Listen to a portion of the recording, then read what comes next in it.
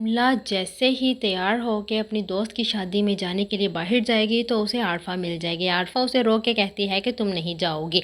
रिमला ज़बरदस्ती जाने की कोशिश करती है और कहती है कि आप कौन होती हैं मुझे रोकने वाली। तभी आरफा गुस्से में रिमला के मुंह पे ज़ोरदार थप्पड़ दे मारेगी और कहती है कि बस बहुत बर्दाश्त कर लिया मैंने तुम्हें। ऑन ये सब कुछ तमाशा देख ही रहा होता है, तभी आयला दुल्हन बनी उसके पास से गुजरती है। ऑन तो आयला को दुल्हन बने देख के बस देखता ही रह जाता है। ये वो दुल्हन थी जिसे ऑन ने ख्यालों में सिर्फ अपने लिए सजते हुए देखा था, लेकिन आज फिर से वो किसी और की होने जा रही होती है।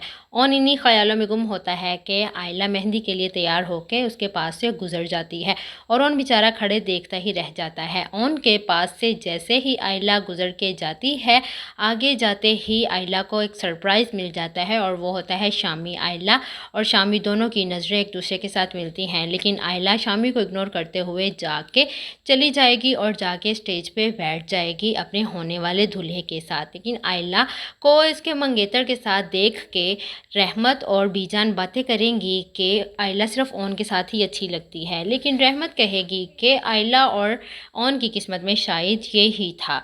आयला मेरे बेटे ऑन की किस्मत में नहीं है, शायद ऑन को खुशियाँ रास ही नहीं आती। ऑन ये सब खड़ा बातें सुन रहा होता है, जैसे कह रहा हो कि अगर वो मेरे साथ ही अच्छी लगती है तो मेरी झोली में क्यों नहीं डाला। खैर बीजान भी मजबूर थी क्योंकि उसकी बेटा और बहू कभी नहीं मानते। आयला सब के बीच में होती हुई अपनी दोस्तों के साथ जाके स्टेज पे बैठ जाएगी। ऑन बेचारा दिल के हाथों मजबूर बस आयला को दूर से देखता ही रह जाएगा। लेकिन आयला की नज़र जब शामी पे पड़ती है, दोनों को एकदम से एहसास तो होता है कि दोनों ने एक दूसरे को खो दिया है। लेकिन आयला की ज़िंदगी में अब शामी के बारे में सोचने की कोई गुंजाइश नहीं है, इसीलिए वो जाके स्टेज पे अपने होने वाले दूल्हे के साथ बैठ जाएगी। इधर रिमला छत से फांक कर आने की कोशिश करती है ताकि वो आयला की शादी में जा सके, क्योंकि वो इस खुशी के मौके पे आयला को अकेला नहीं छोड़ना चाहती, उसकी खुशियों में शरीक होना चाहती है।